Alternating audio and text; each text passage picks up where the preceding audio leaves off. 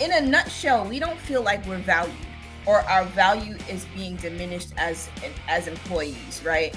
And so how is it that one, we're feeling like our professional authority is being undermined, two, that our safety is being sacrificed, and three, we're promoting only things that would be of benefit to the population as opposed to coming together and understanding truly how those different policy changes are impacting our system. How you guys doing today? It's Anthony Gangi. Welcome to another episode of Tier Talk. Guys, great article written by Katerina Spinaris. Now, she'll be on my show next week, but in the meantime, we are going to discuss this article. Here, hold on. Let me start again. How you guys doing today? It's Anthony Gangi. Welcome to another episode of Tier Talk. Guys, great article. A house divided cannot stand the critical need for staff unity. This article was written by Katerina Spinaris. She'll be on the show next week. In the meantime, I thought me and Connie can discuss a little bit about this article. And a little bit of the subtext underneath is staff's negative perception of their agency, whether founded or not, must be addressed, or these negative perceptions will breed division and discord.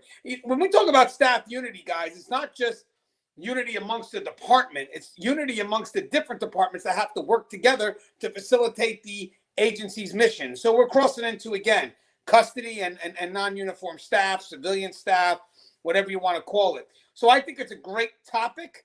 I think this is the time now to discuss it. We've done it before, but never so much from this perspective. So this is going to be very interesting to see where me and Connie take this article, if you will. And then next week to have Katerina on to add a little bit more to it. I think this is definitely something I'm going to have a lot of fun doing, especially today. Again, just a chance to learn from each other. Guys, this show is sponsored by three entities. We have American Military University. Guys, if you're looking to get that higher level of education, bring experience into the classroom, American Military University, great online school. They've been supporting us in corrections since day one.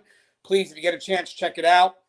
Also, from inmate tracking and cell checks to cloud-based business and artificial intelligence, Guardian RFID digitally transforms jails, prisons, and juvenile detention facilities of every size.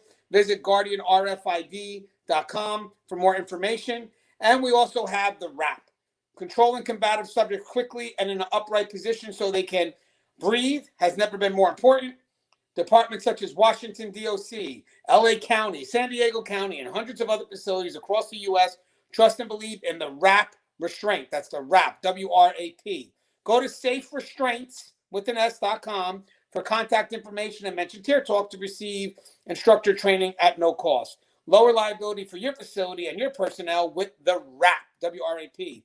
Give WRAP a try today. 1-800-WRAP-911. Guys, if you're not familiar with the WRAP, there's going to be a link to a video in the description of this video. Check it out. And don't forget, guys, Inmate Manipulation, Decoded, the book that I wrote that is saving careers, from what I hear. That's a good thing. Is available on Amazon. Check out the link. It's in the description. Connie, where you been, Connie? There you go. Hey, hold on. Connie did a simple short about a day in the park and dealing with, having a controlled mindset in a chaotic environment. Jumps up to thousands of views because Connie, the cover of the video is just Connie's smile. It's Connie's smile, but it's a great video. If you guys get a chance, please check it out. But also, I want to thank you. 1,000 views. That's great support for Connie. I know Connie was surprised by it when I sent her the text. She came back and said, WTF. We'll figure out what that means. I'm not familiar what that means. Where to find video? I don't know. But Connie, you mind introducing yourself to our audience? Sure. Hi, everybody. Connie Alleyne here. I am the founder and president of the Civilian Corrections Academy. I'm also the podcast host of The Fly Behind the Wall and the author of The Cage Was Her Cocoon. So feel free to go over to Amazon.com and pick up your copy of The Cage Was Her Cocoon. I am so stoked, actually, about going through this article. I read this article, and the first thing I think about is really how do we bridge that gap, right? It is an ongoing conversation. I think from the time I met Gangi until now, we continue to talk about bridging the gap and really looking at this article, identifying that how us not being unified has created a crisis, right? And it's not necessarily just us, staffers, but also that sort of disjunction sort of caused by sometimes the policies, the procedures, our leadership, all of that. So I'm excited to start talking about this. Yeah, Connie, I like what the article mentions because it talks about the negative perception. Now, we're not going to sit there and discuss whether that negative perception is true or not. It's not about that. It's about what people believe on the front line, what it is that they are seeing, and then addressing it from that concern. But Connie made a good point at the very beginning. The title is "A House Divided Cannot Stand." The critical need for staff unity. Connie, I know that word critical jumped out at you. Why was that? Yeah, because critical means that we are operating in a space of crisis, right? And we know that operating in that space, one, is not sustainable, and two, it is exhausting, right? It is not a healthy state of any organization to constantly be in crisis.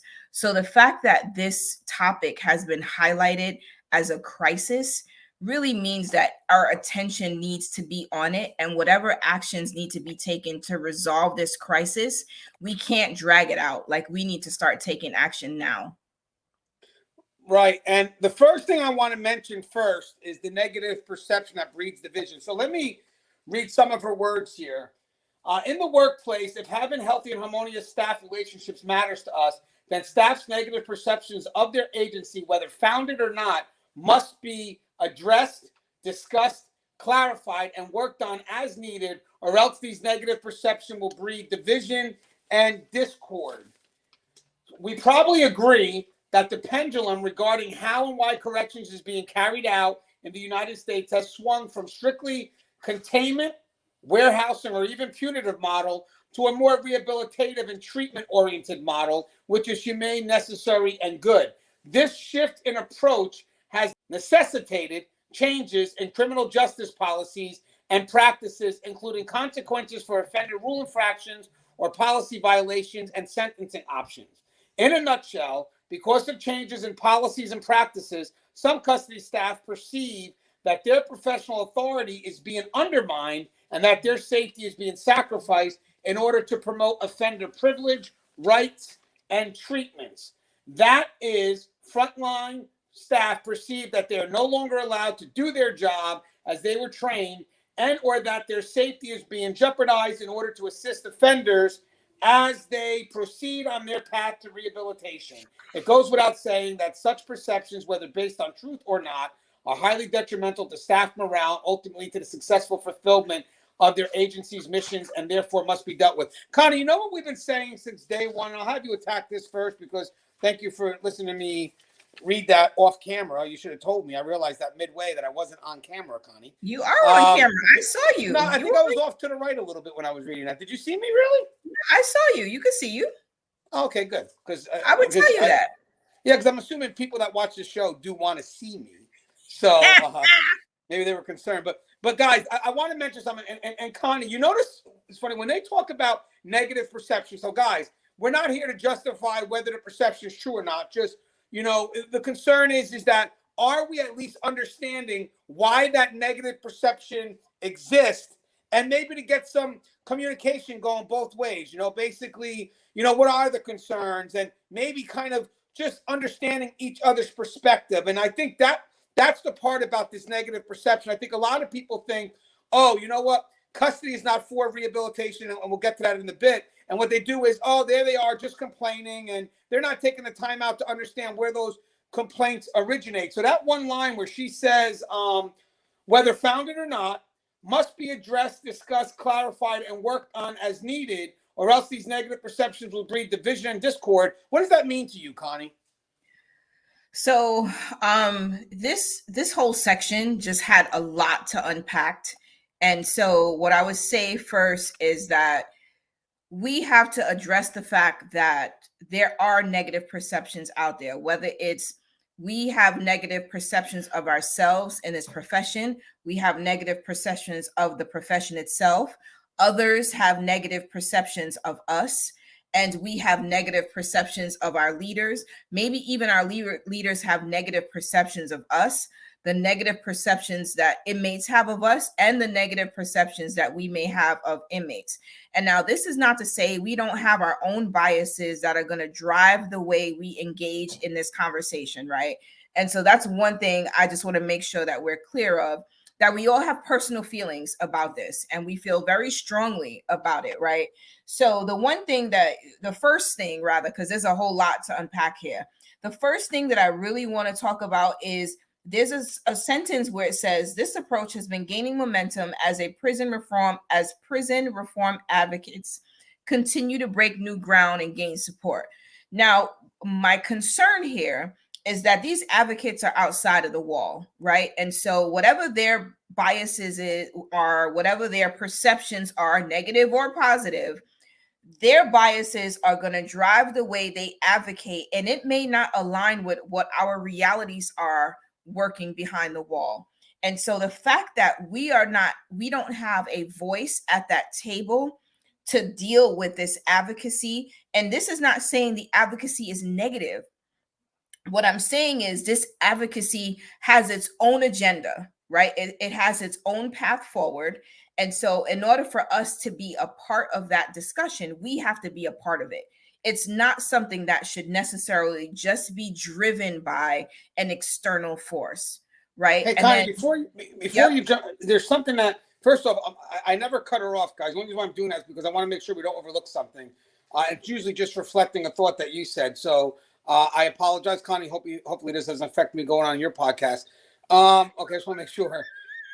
Just want to make sure, Connie, because we're all, I'm trying to brand myself on the Cage Whisper Cocoon and the Fly Behind the Wall and My Secrets Behind the Wall, something like that. Or something. Was that a romance novel? Behind the Wall. Get out of here. The negative perception. You know what's funny? I want to mention something. So, guys, obviously, when, like Connie's saying, if we're not involved in the changes, if we don't feel invested in that, most of the resistance doesn't come from the fact that we don't believe in what's happening, because we're going to get into that. I think that's something that's going to shock people when I give you the statistics. It's more of we're not involved. That's the key. So, again, we believe, and you'll see the statistics when I mention it, that we know that this has to happen. We want this to happen. But we're resistant maybe because no one's talking to us. No one's asking us the best way to make this happen. But Connie, when it says negative perceptions will breed division and discord, I want to also, I know we're talking about inwards. So basically how we perceive what's happening, especially custody, because they're involved in, they're the ones that are most likely dealing with the changes because, again, they remember that other system, that warehousing. But I would just add that if we are being silent, right, like because I think we're also beaten down a little bit, right? And so she talks about staff morale. When staff aren't feeling like their voice matters, like their contributions are being considered, or what they're bringing forward isn't being taken into account, I think that also kind of perpetuates this, all right, forget it, I'm not even getting involved, right? Or forget it, no one cares what we have to say. And so when we remove ourselves, it could also be the perception that we don't care, that we don't want anything. Like, so there's a way, some of we're beaten down, we're not withdrawn because we don't care, we're withdrawn because we feel our voices aren't heard. And so there's a way that some of that perpetuates their perception that we are against this when we're not. Right. And when Katerina wrote that, she definitely spells out exactly what you're saying, that the negative perception isn't so much that we're against what we're evolving into, but rather that we're not involved in it. But I want to mention something now too. This is definitely just a side note. Sometimes it's the negative perception of our profession that's creating the discord and division. Because obviously, if people only see the custody side as Neanderthal and not being for where we're evolving into, then guess what? They don't even bother bringing us to the table, because of how they've generalized us in this manner that we're not for rehabilitation and changing lives. And I'm going to prove that in a second that that's not the case. But I wanted to get that thought out there while you flow into your next thought. So I appreciate you, Connie, giving me the second to get that out there. And hopefully, again, I'm looking for that chance to shine on your show. Oh my God, cut it out. So this whole thing about so the subtext for one of the photos was because of the changes in policies, Ganji just read it. So in my thoughts, right, all I can say is, in a nutshell, we don't feel like we're valued, or our value is being diminished as employees, right?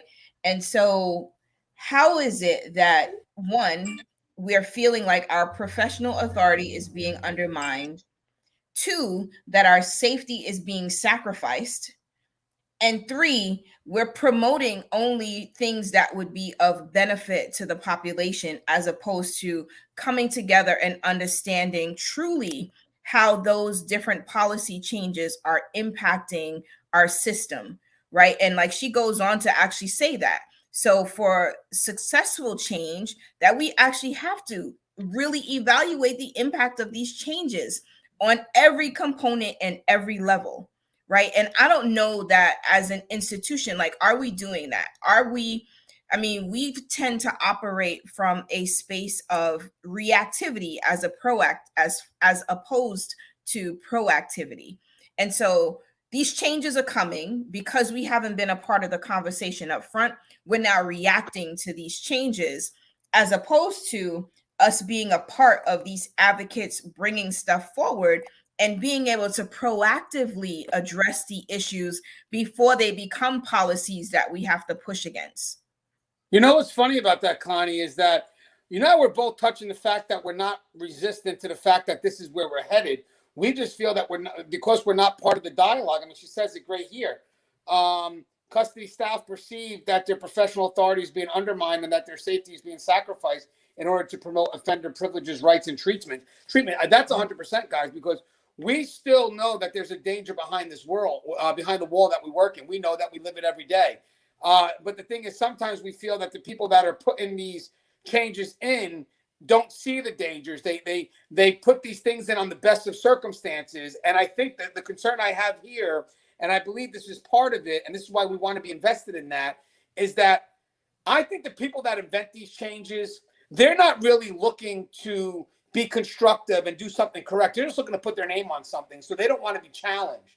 They want to just kind of, this is what we're going to do. And, don't get custody involved because they're just going to be an obstacle. No, guys, they're not your obstacle. If anything, they're your momentum, because they're going to make sure it moves. You, unfortunately, now become the obstacle because the people that are putting it in are only putting it in a manner that really only sees one perspective. So I love the fact that, because I think this is 100% true, is that sometimes I feel that they don't want us to be part of the picture because we're going to go over there and say, hey, listen, we love this idea that you got, but we have to look at this from scratch and reinvent it. And at the end of the day, these people that are getting credit for making these policies and stuff, because they may make a suggestion like, we got to implement programming, and then they get all this credit because they decided that they're going to implement programming. Guys, that's not where the magic is.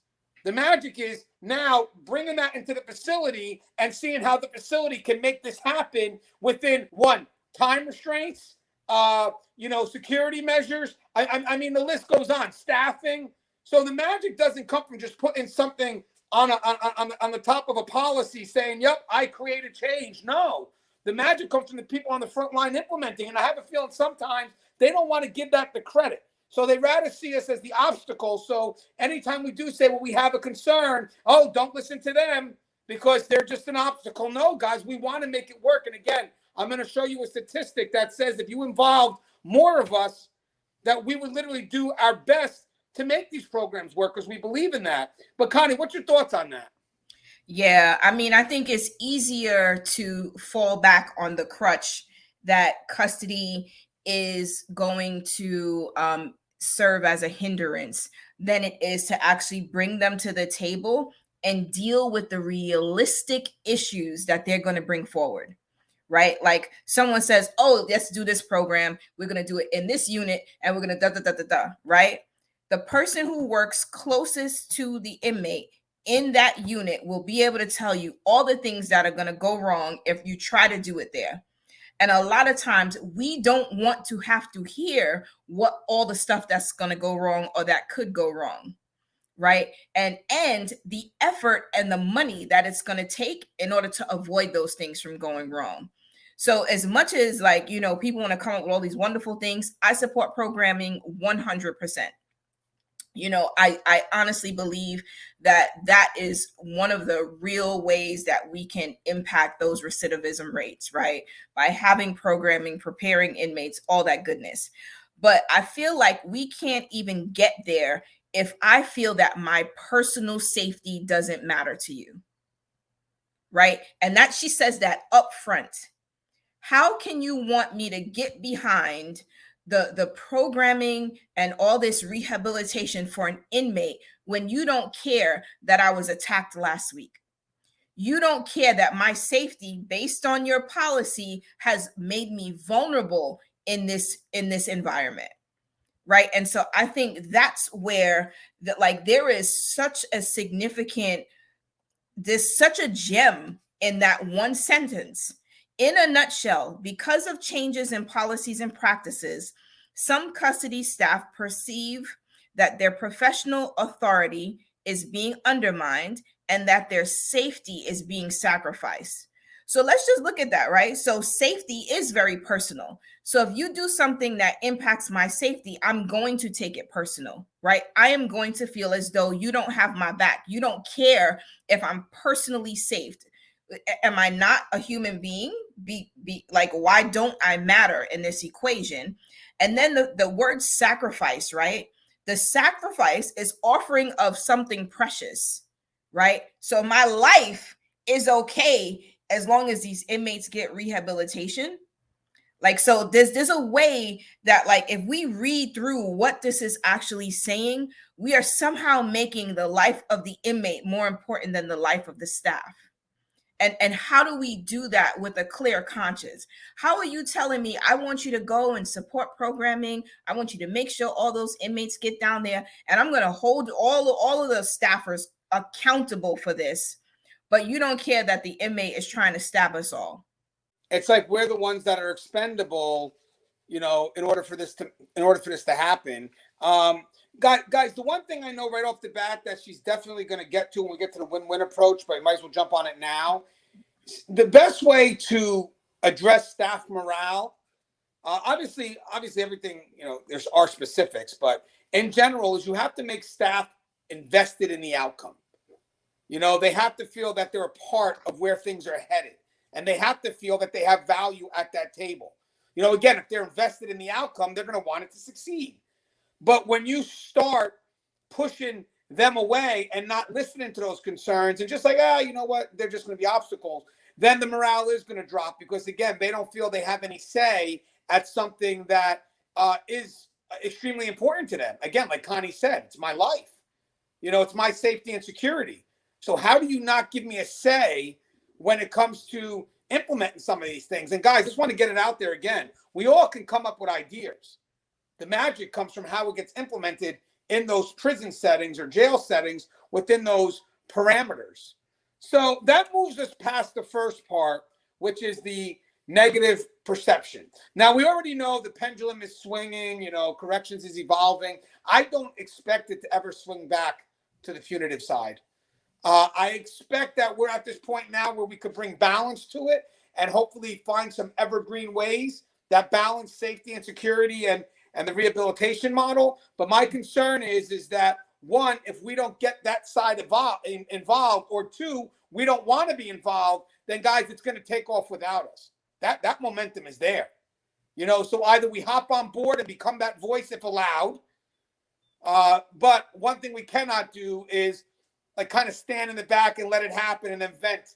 You know, it's not going to work. We have to be involved. The momentum's going, guys. It's just going to keep on moving. The next part, and this is pretty cool, Connie. This is the part I wanted to get at. So a lot of people kind of look at us as Neanderthals. And what they don't realize is that we want these programs to happen behind the wall, custody side. We do, because believe it or not, guys, getting these inmates invested in something, having them motivated to, work on something and work their way to completion, guys, it gives them something that they don't want to lose. It gives us a chance to maintain some level of control. So it does help with safety and security and inmate management. And if you go around and ask staff, a lot of them are for rehabilitation, 100%. Now, let me just read what these statistics are. So research evidence suggests that custody staff are not opposed to more rehabilitative treatment-oriented approaches for offender management. In fact, the majority of correctional officers in one study agreed that rehabilitation programs should be made available to those offenders who wish to engage in such activities, In that study, 86% of correctional officers who responded endorsed items that supported drug and alcohol treatment of offenders. 82% supported academic training, such as GED preparation, and 77% of respondents endorsed items that supported offender vocational training. Guys, we know that this does make, one, the facility operate better, but two, it does prepare the inmates for release. So before we get into the other component of this, Connie, in your interactions, have you met a lot of officers that literally are like, hey, you know what? I believe in the work being done behind the wall. I believe in the rehabilitation that's occurring. As long as the inmates are willing to take whatever it has to take to make those changes occur? Yeah. So, I mean, I've come across, I think I've had the benefit or the luxury of coming from a facility that is very rich in programming, right? So we did drug, alcohol, sex offender programming, domestic violence, mental health, family counseling, life skills, education, employment, you name it, we did it, right? And so it became like, this was part of the culture, that this was a facility that we were doing programming. Officers were like, hey, aren't you supposed to be in school today? Like, there was these different levels of accountability. And I think if the officers don't care, they don't care. I mean, yes, they would care that the inmate's out of place, right? But are they really going to take note that this inmate should be in some programming at this point, at this time of day? And so, I feel like there's these general statements that officers don't support programming, and mind you, there may be some that don't, right? So I'm not going to say all officers do, right, or all staff for that matter, right? Because there are some civilian employees who could care less, right? So we're going to try to keep that balance. There are people who really support, and there are people who not. I met quite a few people who are super supportive of inmates getting into programming and actually utilizing the skills.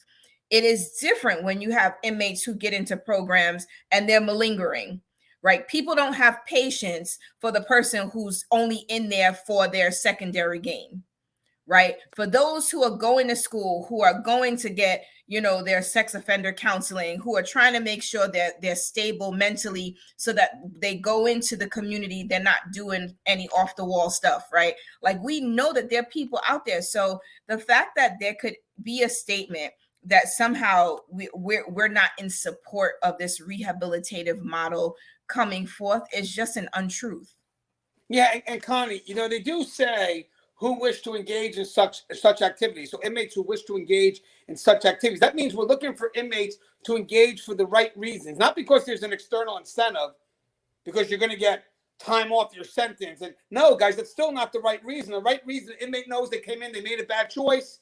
They feel some level of responsibility towards that choice, and now they want to address, certain avenues to help make sure they don't make those choices again, deal with those levels of guilt, and maybe eventually find some way to take that accountability and just be better for it, that responsibility, because that's the key. A lot of people that take these programs, they leave and they still may not have that level of responsibility. That's not what the programs are about, guys. The programs is to make sure that when the inmate goes in, they come out with that level of responsibility, that you committed to something, and you need to understand what it's like to be a victim of the crime that you committed. Great programs that actually showcase what it's like to be a victim of different crimes. You actually talk to victims. I mean, guys, these are programs that we have to force on people, which, for the most part, they should want to come in and take. So a lot of times when people come from the outside and say, hey, we're going to put these programs in and the inmates are going to want it, maybe, but not for the reasons that you think they do. Especially if, well, you need this to take it for parole. Well, wait a second, hold on. This person had 20 years to take a program. They decided now that they want to do it because they're up for parole. But I got a guy that came in from day one who wants to get in that program. But guess what? I'm limited seats. So there's going to be a push for numbers to get this person in who had 20 years to do something, but now is only doing it for the external incentive. But I have the right person here that wants to do it, but don't have the seat for them. So I get it. We have to make sure that we do the programs, but we have to make sure that we provide it to a population that wants to do it. Now, as we kind of touched into, guys, there are some that perceive that their own safety is on the line and staff view of rehabilitation approaches become less favorable. That makes sense to me. We're working in an environment that you could have people that are going to manipulate good intent. So when you have staff that kind of have dealt with the wolf, and now that's all they see is the wolf, because I've been through that. No matter what could be seen as something great, they're going to have that level of questioning because they know what it's like to see the wolf, to deal with the wolf. And in most cases, when you deal with the wolf, you'll remember it for the rest of your life. And that's going to create a bias that's very hard for you to eliminate. And yes, it may be a generalized bias, because in the end, how we're able to justify it most likely is that's an inmate. And then every time there's a concern, well, they're inmates. And it's our mindset is going to be, it's a safety net. That's one inmate, that's who did it. Don't get close to any inmate. So we do form a bias because, again, we know behind the wall, there's that wolf. But I want people to know something. If we are to address this concern and get staff to kind of be fully on board, because as you said, a majority of us want to be involved. We believe in what's happening. But then there's that percentage that may have went through something severe that now we're like, you know what? I don't buy it. I don't buy the game. But those guys are not an obstacle. The officers that believe that they're not an obstacle, you have to understand their damn perspective. They've dealt with the wolf, guys, so their perspective is biased because they've seen the other side. Just like, the other side, they generalize all good and this is going to work and all this other stuff. Yeah, but you know what? I'm going to tell you something. Meet the wolf once. And that's going to change your perspective of everything that's good. You know what I'm saying, Connie? It's going to change your perspective. So these officers don't deal with the wolf just once, but multiple times. So for those staff that may be a little hesitant about rehabilitation, understand their reasons why so we can build the foundation to get them to buy into it. And again, for example, in the same study, custody staff who reported suffering from PTSD symptoms were less inclined to state that rehabilitation is a central goal of incarceration and more likely to agree that the goal of incarceration is to maintain public safety. Again, understand the reason why behind that perspective. That's not primitive. That's just they know that there's that wolf somewhere. That is, staff who experience PTSD symptoms may be less optimistic that offenders can be rehabilitated, and their concerns about their personal safety, like Connie said, trump their investment in rehabilitative models. Similarly, our conversations with custody staff indicate that they are not against rehabilitative efforts. Rather, what staff object to is what they perceive to be a lack of procedural justice and fairness in how they are viewed and treated by their leaders, especially compared to how they perceive convicted felons are being treated. That is powerful, Connie, right? Absolutely. I think like that in of itself gives so much credence to where this article is going, right? We're not saying wrong or right. We're just saying, look at all of the crap that we deal with. We deal with the wolves. We're on doubles, triples, quadruples. I just read something about Rikers last night. They're on quadruples at this point, right? And they're dealing with wolves all day long. And you want to come to me after having the experience of dealing with wolves for 24, 48, 72 hours, 36 hours, however many hours you're on, you're dealing with these people. And then you're going to have someone from the outside come and tell me that this rehabilitative approach is more important than my personal safety. And my personal safety, not just dealing with the threats all day long, right? I'm not sleeping. I'm not eating. It's all this other stuff, right? That makes the job that much harder that we're not considering when we're talking about, oh, we're going to shift gears a bit. And we want you guys to focus and we want you guys to be happy about this transition right? But how do we do that? How do we do that when our as staffers, our basic needs aren't necessarily being met, right? The basic need of being safe, to be able to take a lunch break, to be able to go relieve ourselves if we need to. Those basic needs in many facilities are not being reached. And I think that's the thing, right? And so it kind of brings forth that debate, like, are all lives created equal? My life is as good as your life. The life of the felon is as good as my life as an officer. We're all lives, right? Right. But where do we kind of figure out, like, is this about the life, or is this about fair treatment? Is it about seeing both of us? You see me as the employee who's having these experiences. You can see the inmate and be empathetic.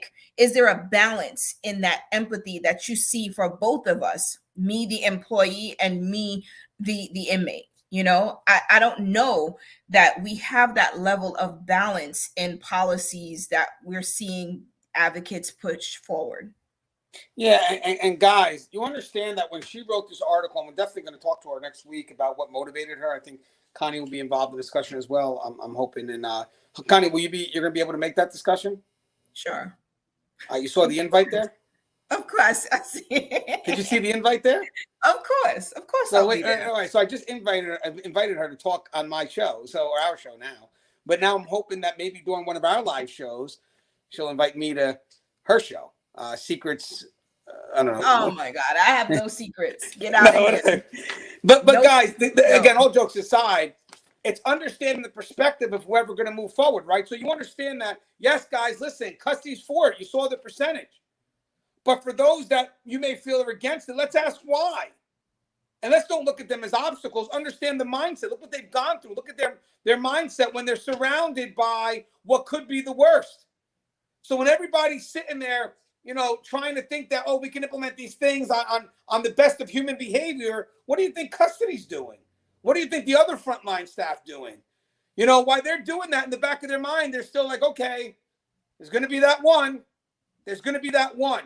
And that's very hard to turn off. And to be honest with you, I don't think you want to turn it off, to be honest with you. So I get that perspective, and I'm glad that we're able to get it out there. So for people that are pushing things across, look at that high percentage. We're not against it, but for the percentage that may have concerns with it, those are the concerns. Does my life have any value? Can I invest in this? Being that, I work in a facility where there's dangers every day before you implement this. Can I have a voice? Connie said it best. I mean, this is our lives. So the next part we talked about is going to kind of rehash, but concerns about security. So one of the things here is it says frontline staff have shared with us that their offender management tools are being stripped away from them due to reduced consequences for offender misbehavior, or due to the reduction or elimination of certain disciplinary practices. It is the frontline staff's strong perception that this renders their correctional workplace more dangerous than it used to be for all concerned. For example, the administrative segregation is now meted out only in cases of staff assault. Staff worry that they will get assaulted even randomly when offenders who are concerned for their own safety want to go to segregation in order to get away from the remainder of the offender population. That's powerful. That's something just real quick, guys. Imagine that. So we're only going to have inmates go to segregation, only get serious, guys, only if, they commit assault on staff. Well, people don't realize a lot of inmates want to go to segregation because they want to be in a cell by themselves. So if that's the only way I could get in there, I'm going to assault staff. So think about that. The good intent. We're incentivizing the wrong behavior. And that's something that we would say if people would listen. And the last part is, similarly, when threatening or assaultive offenders are not removed from the general population, staff worry that these individuals will be emboldened to continue with their threats and intimidation of staff or other offenders, or carry out such threats due to lack of substantial negative consequences for such behavior. So let's say we're not sending inmates into the hole for threats and intimidation. Well, that gives them a chance to run the units. That gives them a chance to continue to threat and intimidate staff and prevent them from doing their job. But Connie, how powerful is that? Obviously, We do see policies that are starting to change because there is only that focus on, hell, in some places you can't even call them inmates anymore, not realizing that inmate is the label that reminds us of who we're dealing with. Guys, manipulation 101. An inmate, they can only pull you out of your prescribed role if you don't see him as an inmate. If you don't see him as an inmate, then you yourself don't see yourself in the role you have to be. So let's just give that title away. I get the other roles. I get it. I'm medical. I get it. Client, patient, whatever, but not for custody. Custody is the fail-safe. In the back of their mind, they have to remember at the end of the day, this is who I'm dealing with. That doesn't mean that we're not professional. It just means that we know at all times that this is who we're dealing with, and that label reminds us of our role and our interactions with that individual. But Connie, what do you think about those changes and those safety and security concerns? I think that was pretty legit. Yeah, I mean, I think it's really legit. I mean, arguably, there could be some disciplinary practices that might have been antiquated. Maybe in some states they go to the extreme of imposing some of these different disciplinary practices, but like I feel that for the most part, right, like, so instead of creating a policy on like a one-off situation, we create a policy that we know we've got enough evidence to support that this policy is going to deter the behavior, or this policy is going to really serve as a tool for the staff tasked with managing this population. So the fact that we just want to kind of do away with things and take away the few tools that we have, to me says we're setting our staff up for failure. Are we setting them up to be hurt at work, right? So in addition to being short-staffed, to having prison overcrowding, to having all the stuff in this environment, including the communicable diseases, including mentally ill inmates who are decompensating, all of that, we're also saying, let's take away some of the few tools that you have that helps you manage this population effectively. Right. And what is that messaging that we're sending to not only just the staff, right? Because there is a message to the staff, right? We are shifting gears. You may have some concerns, and I don't know that what we're seeing is we're interested in your concerns, but it's also sending the message to the inmates, right? That we've gone from this space of zero tolerance to a space where we're creating some wiggle room. Right, we're creating loopholes that we know those inmates will waste no time capitalizing on. You said that thing great about zero tolerance, guys. The corrections has evolved into a world that we have a lot more interaction. The environments are now a little bit more open, and the concern here now is, as we do that, you figure that if we're going to put staff kind of at risk, because remember, this is where we have to be on the front of making sure these changes are occurring before these inmates get released. So technically in the prisons, this is the trial period. We're dealing with all the craziness to make sure that when the person goes outside, that craziness has been dealt with. Now, having said that, so we open up this world in corrections for us to do that. So again, a more open environment, more interactions. But you're right. At this point, we should be highlighting zero tolerance, because that will show staff, hey, we know you're taking a risk right now, but we got you if they cross the line. And we need that motivation because, again, it's a more open environment. It's kind of not where it doesn't work when you're opening the environment. Your staff is at risk, but they're doing what they got to do. But then the inmates have no punishment for the negative behavior. Again, there has to be something that says, okay, we're going to I'm going to give you this chance. But if you mess up, that's it. Done.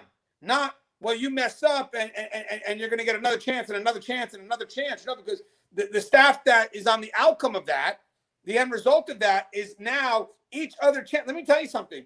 Every time something happens to staff, that's going to affect them, mentally, physically, whatever it is, and everybody's more focused, right. And everybody's more focused on the inmate. They're not focused on the staff that's dealing with this trial and error. So in the end, if we're going to open up these environments, I love what Connie said, and we know staff is going to be interacting more, then we have to have zero tolerance. Let inmates know, hey, guys, this isn't a privilege.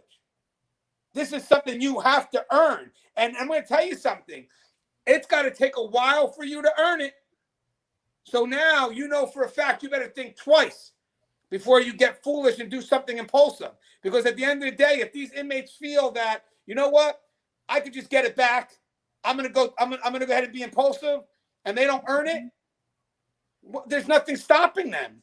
Connie, I love the zero tolerance. I think in this world today, when we're having these environment that's open, we should be more, zero tolerant behaviors that say, you know what, sorry, man, you were trusted, you lost the chance, you lost the opportunity. And I think for the staff to know too, like, yes, we are kind of taking away some of these tools, but we want you to know that we got your back, right? And the we got your back isn't, oh, the inmate does this and then he gets like just a slap on the hand and then he gets to say sorry and come back again tomorrow, right? Like it has to be like, no, because then how do we deter the behavior of the others, right? Like I think she says it best. She says that these individuals will be emboldened to continue, right? And so whatever that behavior is, in my mind, if we show that we're just going to be lenient or there really are no consequences, then there's no deterrent to that behavior that is not wanted. They will continue, and then that continues to put the staff at risk. Right, and this continues to, what we're talking about now actually continues into being blamed for offender behavior. Staff from across various regions of the country and agencies have talked to us about their perception that their managers favor and believe offenders over their employees and act as if the frontline staff are guilty until proven innocent. And alternatively, staff have recounted times when, in line with policy, they have written offenders up for violations only to have their documentation be thrown out as not serious enough or otherwise not worth pursuing. We just kind of covered that pretty much. But Connie, any closing thought on that part? Yeah, I mean, I just feel like we're not in a space where we should be blaming the staff for the offender behavior. I mean, granted, we know that behaviors are learned behaviors, and it's not to say, it's almost like if I know that this inmate has a history of this kind of behavior, I'm going to engage with that inmate based on that history until I see something different. Even then, I might be a little leery about my engagement with that inmate because they've got a history of XYZ, right? Like, I don't see how we're now saying that the staff has a history of certain behavior, because I think that's a different discussion, right? If the staff has a history of a certain behavior, then manager, whoever in the chain of command needs to address that, right? But to say that somehow the staff's behavior is going to drive somehow offender behavior, just to me seems off. So I don't know about that one. Right, and there are some parts we're going to cover with Katerina, but I also want to mention, they talk about mental health risks. This is definitely a concern. But before we go to that, I got to read this one paragraph when it comes to being blamed for offender behavior. I'm sure the front line is going to kind of relate to this. For example, staff report being blamed for offender behavior when offenders aggress against them instead of the offenders being held accountable for their actions. After they are assaulted, staff may be asked, what did you do to cause the offender to hit you?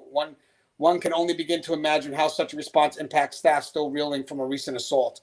That's powerful. I want to make sure we get that out there. Now, when it comes to mental health risk, frontline staff also perceive that mental health providers are making decisions that impact physical safety in the workplace.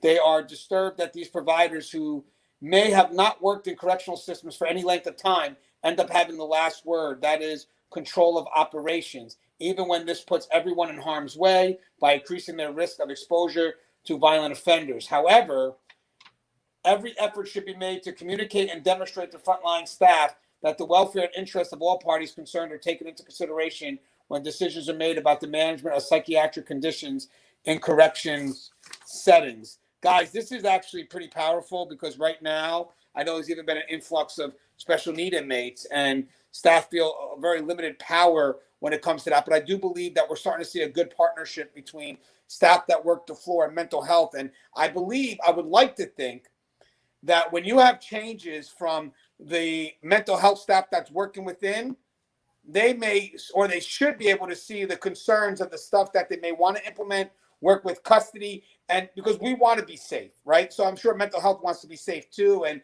I'm sure they want to implement things that help custody remain safe, because custody is going to protect them when needed.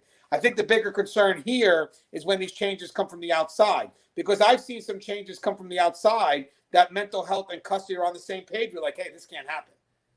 But again, there's people from the outside pushing it, and then you have mental health and custody working on the floor together. And by the way, they create such a bond because they become dependent on each other when working those special needs units, that they're like, hey, how are we supposed to make this happen?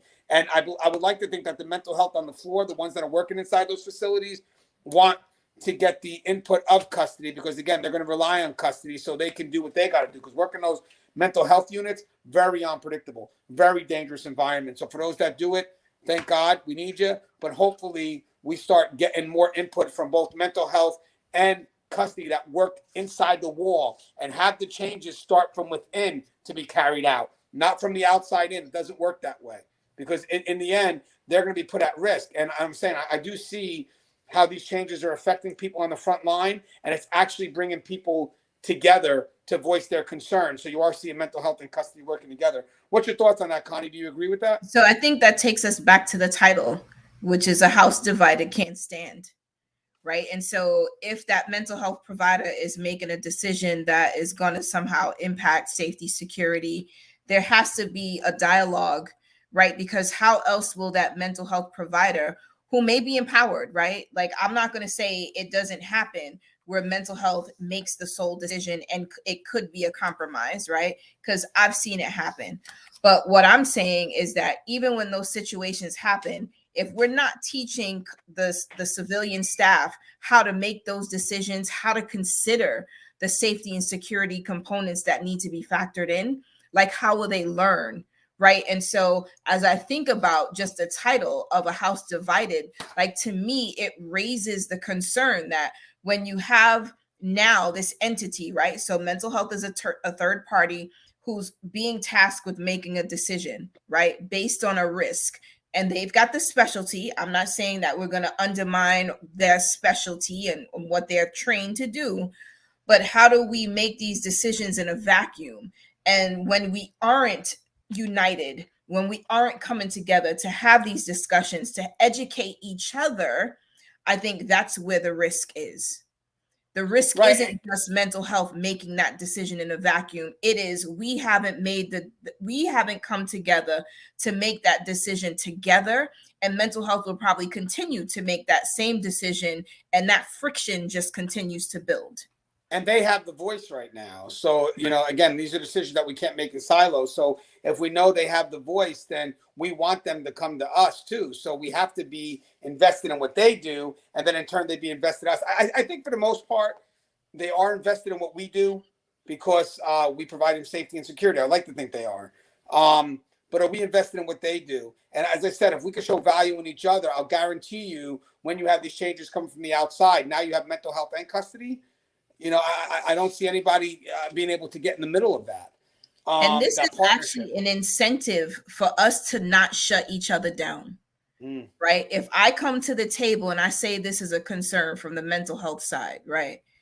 Like, sometimes it can be the experience that because you don't have the custody side, I'm going to shut you down, right? But if I now decide to take my mental health empowerment and be like, this is what we need, and I'm going to shut you down because you shut me down, where does that lead us, right? And so, it's one of those situations where, like, we can kind of talk about it. It's great that we come together, but, like, understanding that when people start to shut down, like, the risk becomes greater, the divide gets bigger, the gap gets bigger. And then we leave space for the outside advocates to say, let us come in and make the decision, since you guys can't do it yourself. Yeah, that's why I love what you're saying, Connie. That's why we have to be on the same pages with those decisions. But again, that's the communication with both parties. And I still believe that mental health would be a fool not to listen to those that have to protect them. So hopefully it would be, to me, that should be one of the unified voices automatically, that we should be working together, especially because you have officers that, work those special needs units. And I think there's a different level of training, and they should have that partnership with mental health. And then you start seeing that they work well together. You start to see that the mental health staff starts requesting that officer. So Absolutely. Now that officer starts to build that good rapport, it happens. Yeah. And then the officer starts building that good rapport. Mental health starts listening to them because they both start to understand each other's perspective. And now the changes start to come together. But guys, that's really not so much about the respect of the department so much, but rather the respect we have for each other going through the same situation. Because it doesn't matter if you're mental health and I'm custody, we're dealing with the same things. We're dealing with the same things together. How do we make our day smoother? And that really does bring us together and bring that unified voice. And Katerina Spinaris talks about Maslow's hierarchy. We'll discuss that a little bit with her when she comes on next week. But I do want to just briefly say, she says that one of the big things about us is that anybody, human behavior technically, is that we have to have our basic needs met, which includes safety and security. So if we don't have those needs met, as they're pushing this rehabilitation model, you can't expect custody to accept it. You know, we're not going to see corrections as a main thing for rehabilitation if we feel that our safety and security is still at risk. So you have to be able to mitigate those needs, which means that they have to be invested in the outcome. There's no way custody's ever going to feel safe and secure if they're not invested in the outcome of, you know, what it is that we're trying to get to. They have to be part of that discussion. And the last thing here is the win-win approach. So she says, quick, given the acute staff shortage in correction agencies nationwide, challenging conversations need to take place between correctional leaders and their employees in order to build or rebuild trust and strengthen staff's engagement and commitment to the agency. Unity in the workforce and teamwork are essential to staff morale and also to staff retention. After all, frontline staff are the ones who have direct experience regarding how interactions with offenders play out day by day. Similarly, frontline staff need to be educated about the rationale behind changes in correctional philosophy with clear and detailed explanations and real-life examples from United States correctional agencies as to how such changes can be advantageous to staff and their communities as a whole. Frontline staff who come to perceive that their administrators truly have their back will be more likely to do their best to manage complex interactions with offenders professionally and humanely than if they perceive that they have to fend for themselves. Connie, you want to take the lead on that one? Well, I mean, certainly it cannot be that we're putting a situation where our needs aren't being met, where we don't feel safe. Like, I think that's really the bottom line. It can't be that you have this agenda that you're so invested in that you don't care about the people who are tasked with sort of executing your agenda, right? Like, it just simply doesn't work that way. And I think it goes beyond us just having a voice, but it's also, I think it gets to the point where as human beings, yes, we are employees, we go to work just like everybody else, but it matters to us that we make it home safely to our families, right? And the fact that you might not care whether or not I survive today is going to be a problem, I think, to anyone who goes out and put themselves on the front line. Like, I think that's just a reality. And I think when we get to a point where we're saying, we acknowledge that we need you to do the job, but we don't want anything else from you, like, that's a problem. And so you think about retention, right? All over. I was just meeting with a state today. And one of the things that, you know, one of the ladies said was, I can't seem to keep staff. It seems that I'm having more trouble keeping my officers than I am with my non-uniform staff. And I was like, wow, really? And she's like, yeah, well, there's certain things that we just can't give, right? Like that they have limitations, right? So whether it's the financial limitation, they can't pay them well enough, they're not competitive to actually keep and retain them, then they're exposed to this level of violence every day. And it may vary depending on how active your facility is. But once you actually get into the facility and you realize that you're actually in danger, you begin to evaluate, is this for me? They don't pay me enough for this. I can't tell you how many officers I've heard say that before it was their last day. They don't pay me enough for that, right? And so even beyond the pay, it is, so what else does the job, what other rewards, what other value am I getting from this job that's almost telling me I have no value other being a body on the front line to sort of push an agenda? Right. And I think we have to be able to examine that. Well, you know what, Connie? I think part of the things that we do on Tier Talk, Keepers of Chaos, stuff like that, is that we try to tell people that are coming into this profession that you got to have a why. You got to have a higher level motivation. You know, you got to have reasons that connect with you. Now, what sucks is when they get into the agency and they don't have a voice and they're not able to share their values and beliefs, and then everything we just taught is BS. You know, well, Gangi, no one even cares about my why. So I do know how important it is to have that, because in my opinion, when you go into a profession like this, it can't be solely based on the external incentive. There has to be something that drives you. But then we ourselves have to cultivate that when they come in. You know, we can't automatically, well, now they're in, we got the person, and minimize that, because eventually they start to lose value, their morale, they get disenfranchised. You know, the morale goes down, they get disenfranchised, and that's our fault. That's 100% our fault. So again, you know, you can motivate people to go into this profession for the right reasons, which is very hard to do, but these are the people that we want. But then we could screw it up when we don't get them their opinion and get their investment in things. And now when these changes are happening and they want to be a part of that, but no one's listening, well, then you wind up getting this employee that really just doesn't care anymore. And whose fault is that? You know, so communication is very key. I love what she's saying, just bringing them to the table, listening to their ideas. And like we said, they want to be involved. They believe in it. So stop seeing custody as the obstacle. You know, they want to move forward. Just, you know, if there are some that are resistant, let's work with them. Let's talk to them.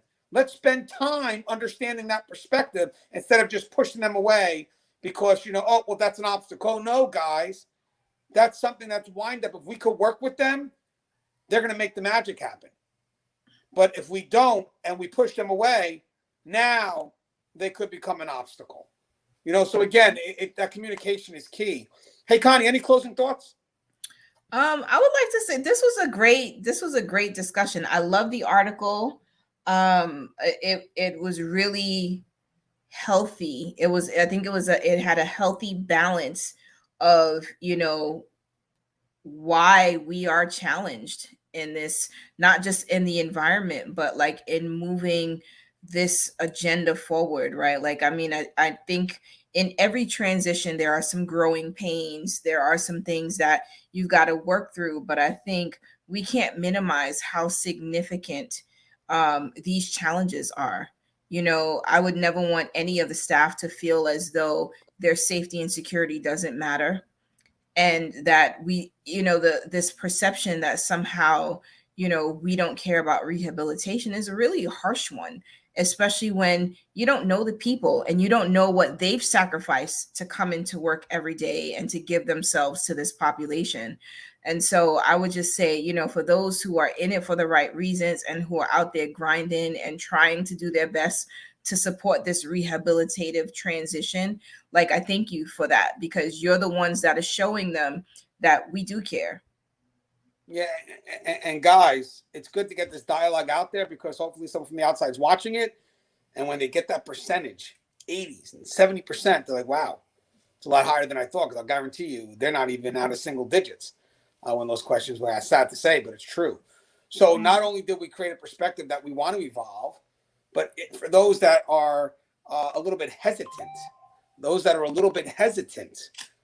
this is why. You know, so it is a great dialogue. Now, guys, if you haven't, by the way, I love having healthy dialogues because I don't eat healthy. I had tacos today. And, well, if you guys have a second, I'll just go ahead and when I was eating one of my tacos, the beef taco, one of my flip-flops came off. It did, the left one. So, guys, this is irrelevant. But the funny thing is Connie's willing to listen. There's no value in this last part of the dialogue here. You guys could sign off, but Connie, she's my friend. So Connie will find value in what I say. Like, Connie, even in that discussion just about eating tacos and a flip-flop falling off, that has value to you because I said it, correct? It has value to me because you actually you're off from work and you're able to do something like eat tacos and relax in your flip-flops. In the garage. I got no furniture, guys. I'm moving. So we took things out to be ready weeks before closing. So we're living on 2 couches, an air mattress, and iPads. And then the poor kids are on the floor. No. They got the air mattress and the couch. We're on the floor. And the iPads. I want to watch American Ninja. Can't watch, what is it called? American Ninja Warrior? Monday nights. I have to fucking wait for it to come on Hulu to watch it on my iPad. Everything that everybody's seeing on Monday night or the night before, I have to wait for it to come on Hulu. Hulu. I hate Hulu. I want to see it in the moment because people are already talking about it at work. I'm like, hold on, guys. I didn't see it yet. I didn't see it yet. I don't have a TV. I got Hulu. I got fucking Hulu, and Hulu doesn't do it right after. Hulu waits a day, lets everybody hear about it at work. All right, guys, I'm just venting. All right, guys, as always, guys, the show is teared up. If you haven't, please subscribe, interact, engage, comment, hit that bell. Bell's gonna notify you every time I post a video.